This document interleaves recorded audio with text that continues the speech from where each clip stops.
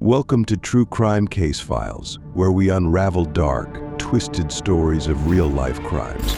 In today's episode, we delve into the tragic and horrifying case of the wife's betrayal and the husband's cold-blooded quest for revenge.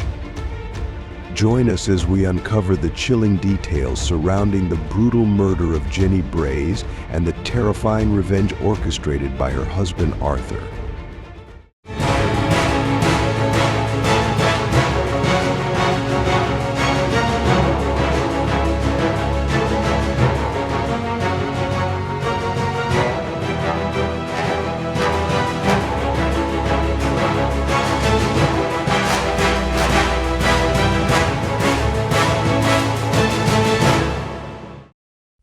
Jenny Braise, a 34-year-old teacher from Palm Bay, Florida, is known for her passion for literature and running. She holds a bachelor's degree in English literature from the University of Florida and is a beloved figure at her local high school, where she inspires her students with her love of reading. Jenny is also active in the community, organizing book clubs and poetry readings, and she especially loves classic novels like To Kill a Mockingbird and Pride and Prejudice. Outside of her work, Jenny is an avid runner and regularly runs through the Turkey Creek Reservation. She had completed 2 marathons at Disney World and was training for another when she died. Jenny is committed to a healthy lifestyle and encourages people to participate in physical activity. Jenny's personal life is also very rich. She has a close relationship with her family, including her parents, Thomas and Karen Mason of Iowa, and younger sister Emily. On weekends, she often spends time on family picnics or church services. Jenny is famous for her warm smile and ability to make others feel special. In the days before her death, Jenny was excited about upcoming events. She's preparing for a book club meeting to discuss Joyce Lemon's The Handmaid's Moonlit Nights and is looking forward to the Palm Bay Fun Run, a charity event she enjoys. She recently bought a new pair of running shoes, ready to take them to the race. Tragically, on February 18, 2004, Jenny's life was cut short. That morning, as Palm Bay was shrouded in fog, 92-year-old Carol Stevens was walking her dog Melania Stratonowitz through the Turkey Creek Reservation.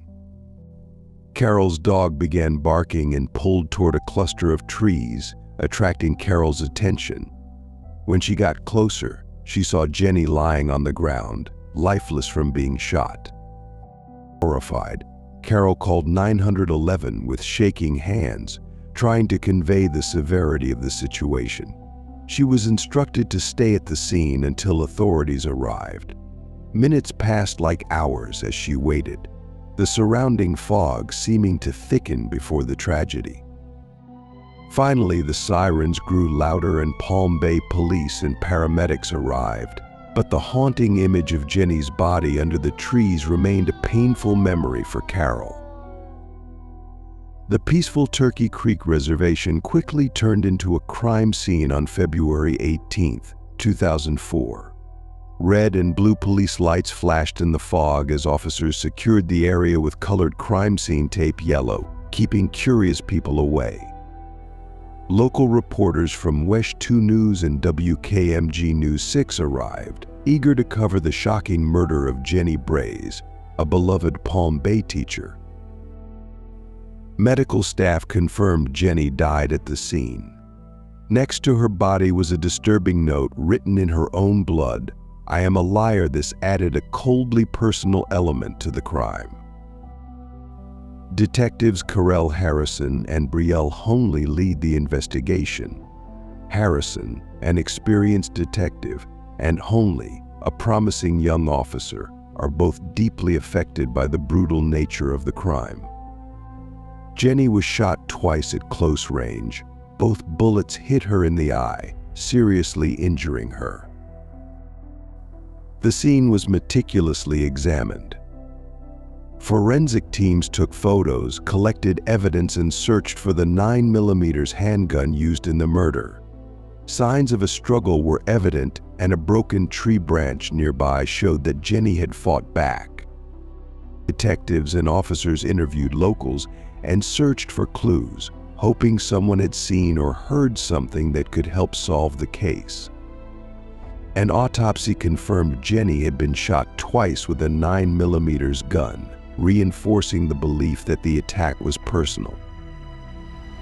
As the investigation continues, the media buzzes with reports and the community grapples with the loss of a beloved member. The question remains who could commit such a heinous act and why.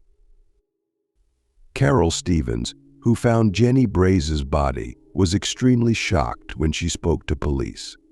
Holding her dog Millennia tightly, she tried to forget the horrifying scene she had witnessed. The brutal murder left a dark mark on Palm Bay, changing the peaceful town forever.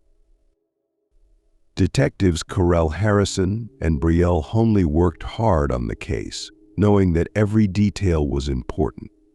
They face a difficult investigation ahead, as the community anxiously waits for answers and justice for Jenny. Their first suspect was Jenny's husband, Arthur Braise, a 36-year-old who worked at a local pet supply store. Famous for his calm and methodical nature, Arthur's unusual interest in amateur pharmacology aroused many suspicions. On February 19, 2004, just one day after Jenny's murder, detectives brought Arthur in for questioning. Although outwardly calm, his fatigue and nervousness revealed the stress of the investigation. Arthur insisted he worked late and had a generally happy marriage to Jenny, although he admitted they had some difficulties. When asked about Jenny's rumor, Arthur's calm demeanor broke, revealing shock and hurt.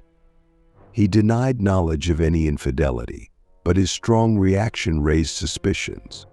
His alibi that he worked alone at the store until 10 p.m. was weak because there were no security cameras to verify his story.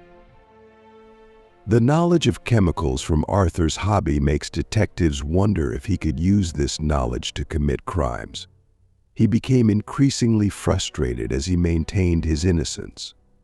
Forensic evidence later linked the murder weapon, a 9mm handgun, to Arthur. This detail strengthened the case against him. Arthur Braise claimed that his 9mm handgun, which was involved in Jenny's murder, had been stolen several months earlier. His failure to report the theft made detectives suspicious, as it seemed out of character for someone known for his accuracy. Arthur's calm and frustrated answers during questioning did not convince the detectives, and he remained the prime suspect. As Palm Bay watched nervously, wondering if Arthur could be behind this brutal crime, detectives also considered another suspect. Judy Ann Horton, a 32-year-old friend of Jenny's and a surgical surgeon, was under close scrutiny. Known for her unique career and vibrant personality, Judy Ann was a frequent visitor to Jenny's house. On February 20, 2004, Judy Ann was questioned by detectives. She remained calm and described her close friendship with Jenny, providing emotional support during Jenny's recent stress. Judy Ann admitted to having consensual sex with Jenny, but insisted it was love and there was no hatred. Judy Ann provided an alibi for the night Jenny was murdered, claiming she was on a health vacation. Her alibi was confirmed by attendees, but detectives remained cautious due to her close relationship with Jenny and access to her home. Judy Ann expressed shock and sadness at Jenny's death and noted that she knew about Jenny's other relationships, including one with David Clark, the principal of the local high school. Judy Ann did not feel threatened by these relationships, as her spiritual beliefs encompassed love in many forms. Despite her calm exterior, Judy Ann's answers began to raise eyebrows among the detectives. She makes a number of extraordinary claims, including that she had spiritual and sexual relationships with several celebrities, such as Tom Cruise and Oprah Winfrey, as well as with historical figures such as Jane Austen and Joan of Arc. She even strangely claimed to have had sex with every woman in history named Jane. While her statements made her appear less credible, detectives continued to probe for any possible motive. Relying on Judy Ann's knowledge of natural substances as a spiritual healer, detectives quickly considered whether she could use her expertise to commit the murder in an unusual way, usually or not. However, the murder method, a 9mm handgun, did not fit her usual practice or background. Furthermore, there was no evidence implicating her in purchasing or using a gun. Throughout the interrogation, Judy Ann remained calm and cooperative, with no signs of aggression or deception. Her genuine grief over Jenny's death was in stark contrast to the brutality of the crime. However, detectives knew they needed more solid evidence before they could completely rule her out as a suspect.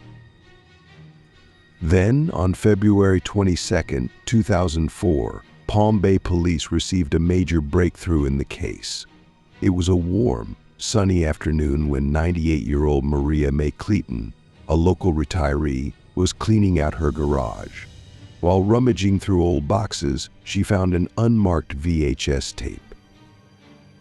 Curiosity got the better of her, and she decided to play the tape on her Panasonic VCR, a device she had owned for many years. What she saw on the tape terrified her. It was a homemade, explicit video featuring none other than Jenny Braise and David Clark, the high school principal.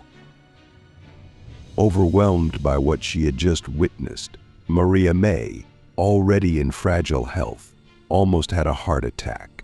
She immediately called the police and handed over the tape. Detectives Carell Harrison and Brielle Honley watched the tape and were stunned by its content. The video not only confirms an affair between Jenny and David Clark, but also hints at a potential motive for murder. The explicit nature of the footage and the fact that it may have been filmed without Jenny's knowledge opens up new avenues of investigation.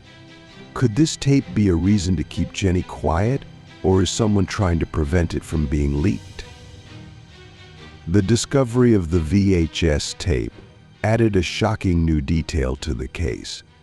Detective Harrison believes it could be the key to unraveling the mystery, providing a motive or an important piece of the puzzle. Police quickly launched an investigation into the tape's origins, hoping it would lead them to the killer. Further investigation revealed that the tape was recorded with an older camcorder, a Sony Handycam. Following the camera's serial number, detectives traced it to a purchase made 2 years earlier at a local Palm Bay electronics store. To their surprise, store records indicated that the camera had been purchased with the credit card of none other than Judy Ann Wharton. This revelation raises detectives' suspicions about Judy Ann, despite her previous cooperation and confirmation of her alibi. Although her spiritual beliefs and eccentric personality initially make her seem an unlikely suspect in such a violent crime, the connection between her and the incriminating tape cannot be overlooked. Now, detectives must find out if Judy Ann was somehow involved in the murder, or if the camera was stolen or used without her knowledge. The discovery of the VHS tape shifted the focus of the investigation back to Judy Ann Wharton. Detectives Carell Harrison and Brielle Honley brought Judy Ann in for further questioning, hoping to gain more insight into the tape's origins and her possible involvement in the murder of Jenny Braise. However, Judy Ann still firmly asserted her innocence, denied all information about the tape, and expressed shock at its existence. She thinks maybe someone is trying to trap her. Despite her denials, The tape remains a key piece of evidence that deepens the mystery surrounding Jenny's death. Police knew they needed to dig deeper to uncover the truth and bring justice for Jenny Braise. As the investigation continued, David Clark, a 65-year-old local high school principal, quickly became the prime suspect after discovering the VHS tape. David has built a reputation as a strict, no-nonsense manager, known for making controversial decisions and causing strong reactions in the community. On February 23, 2004, detectives brought David in for further questioning. The atmosphere at the police station was tense, and David seemed very nervous as he sat in the interrogation room. His usual calm and authoritative demeanor was replaced by nervousness, which only increased when detectives presented the VHS tape as evidence. The tape contains sexually explicit footage of David and Jenny, which is both shocking and incriminating. David's reaction was extreme embarrassment and shame. He admitted to having an affair with Jenny but affirmed that it was completely consensual. He emphasized that their relationship was very private because they both wanted to avoid scandal. According to David, the affair lasted about a year, and they would meet secretly to maintain their reputation. To the detective's surprise, David also revealed that the tape was not a one-time incident. He explained that it was part of a series of homemade adult videos they had filmed together, with Judy Ann Wharton serving as director in some of them. While this revelation shocked detectives, David claims that in certain circles, especially in Florida, this type of behavior is not uncommon. Despite David's confession about the incident, detectives remained focused on the more pressing question: where was David the night Jenny was murdered? When asked about his whereabouts, David claimed that he had spent the evening at home, grading papers and watching local news on WKMG News 6. His wife, Elise, confirmed his alibi, saying that they had been together all evening. Even with a seemingly solid alibi, detectives remained suspicious. David's nervous and defensive behavior during the interrogation did not sit well with them, and they felt there could be more to the story. He repeatedly denied any involvement in Jenny's murder, but his obvious distress and upset raised red flags. When asked if he had any enemies who wanted to harm Jenny or frame him, David mentioned a number of disgruntled parents and staff who were unhappy with his strict policies at the school. However, none of these individuals appeared to fit the profile of a potential murderer. As part of the investigation, police reviewed David's financial records and phone logs, hoping to find clues that could link him to the crime. However, they found no signs of financial trouble or any suspicious transactions. His phone records also showed no contact with Jenny on the day of the murder, supporting his claim that he had no intention of seeing her that day. However, detectives are still not completely convinced of David's innocence. The existence of the explicit tape, his secret affair with Jenny, and his nervous behavior during interrogation kept him on their radar as a suspect. The investigation was far from over, and detectives knew they needed more concrete evidence to confirm or disprove David's involvement. As they continued to peel back the layers of this complex case, the Palm Bay community watched with anticipation, hoping that the truth behind Jenny Braise's tragic death would soon come to light. Arthur's authoritative and logical nature, combined with his emotional turmoil over his wife's infidelity, points to possible motives for the crime. Detectives knew they needed more evidence to clear his name or confirm his guilt. As the investigation continued, these revelations shocked the Palm Bay community. parents and students at the high school were especially stunned by the news of David Clark's secret affair with Jenny and his involvement in their scandalous homemade films. The detectives are determined to find the truth, knowing that each new piece of evidence brings them closer to finding Jenny's killer. On February 24, 2004, after several days of intense investigation, police finally identified Arthur Braise, Jenny's husband, as the murderer. Arthur, a 36-year-old employee at a local pet supply store, is known for being logical and meticulous. However, beneath his calm exterior, police pieced together events and evidence that revealed his carefully calculated crimes. Arthur discovered Jenny's affair with David Clark and Judy Ann Wharton, leaving him feeling deeply betrayed and humiliated. The emotional weight of this betrayal led him to meticulously plan her murder. His motives become clear revenge and a desire to expose Jenny's infidelity for everyone to see. On the night of Jenny's murder, Arthur left work earlier than he initially stated. His alibi for working late was quickly unraveled when surveillance footage from a nearby gas station showed him buying a pair of gloves and a bottle of water around 8 p.m. A direct contradiction with your original story. This video is important evidence that puts him outside his confirmed location at the time of the crime. Even more damning evidence came from ballistics tests, which confirmed that the bullets used in Jenny's murder were fired from a 9mm handgun registered to Arthur. He had previously told detectives that the gun had been stolen, but this claim fell apart when traces of gunpowder residue were found on a jacket in Arthur's cupboard. Growing evidence clearly points to Arthur's involvement in the brutal murder of his wife.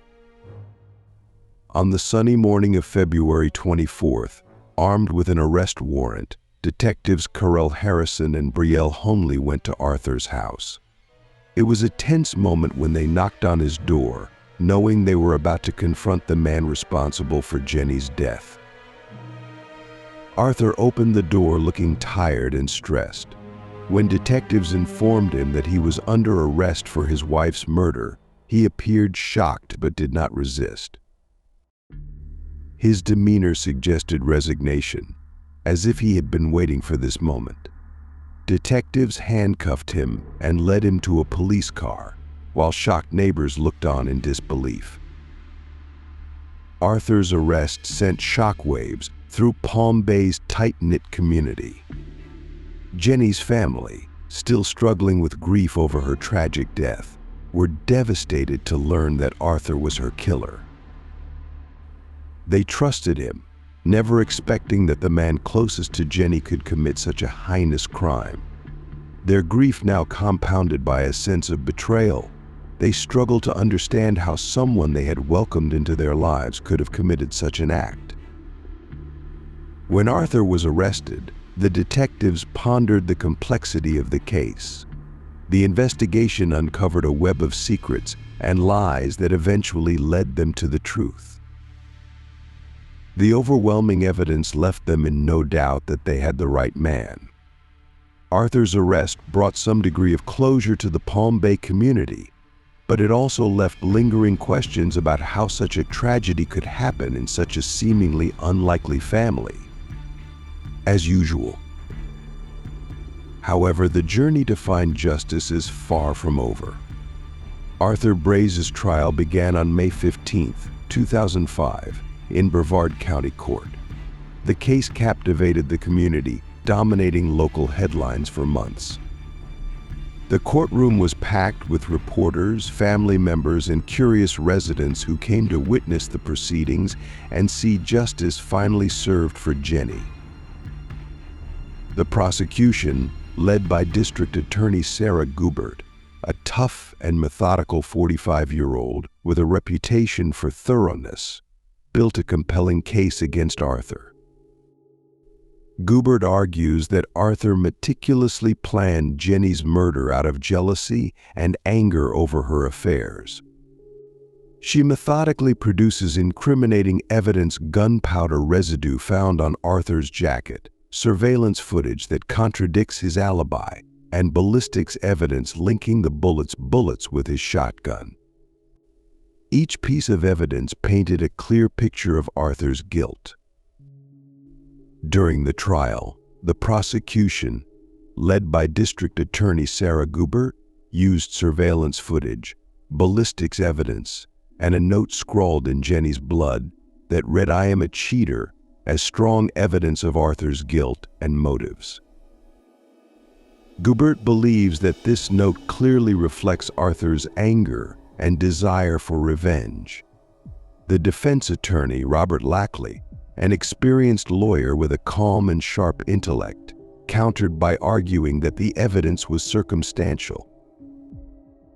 Lackley argued that there was no direct evidence that Arthur was at the crime scene at the exact time of Jenny's murder, suggesting that someone else, possibly David Clark or Judy Ann Wharton, both of whom had a motive, may have set him up.